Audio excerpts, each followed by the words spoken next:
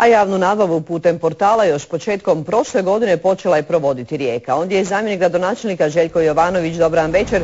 Kako ste u Rijeci došli na ideju da natječaje za nabavu objavljujete na portalu?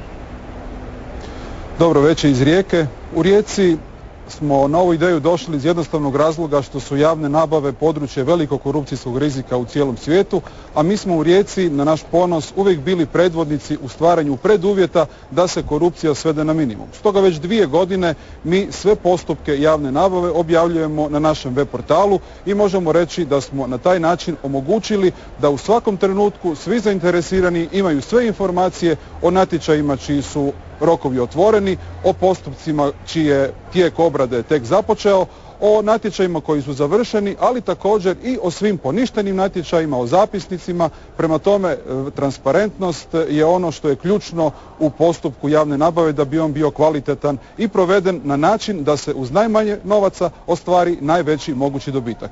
Sad smo čuli sve vrline ovakvog objavljivanja javnih natječaja. Ima li ovakav sustav možda i neke nedostatke?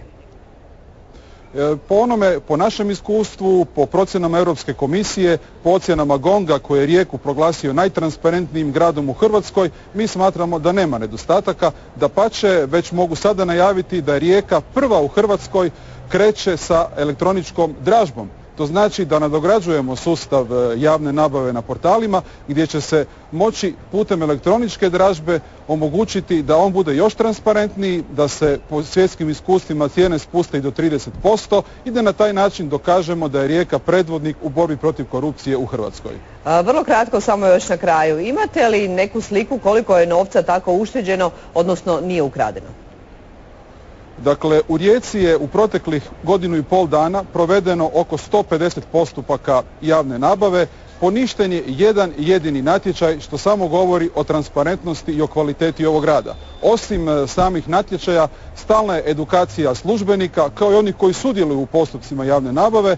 Opća je procjena da se kroz javnu nabavu na korupciju gubi između 5 i 10%. Mi smatramo da smo uštedili upravo taj iznos, pa ako je postupak javne nabave lani iznosio oko 150 milijuna kuna, mi smo sigurno na ovaj način uštedili 10 do 15 milijuna kuna za porezne obveznike grada Rijeke.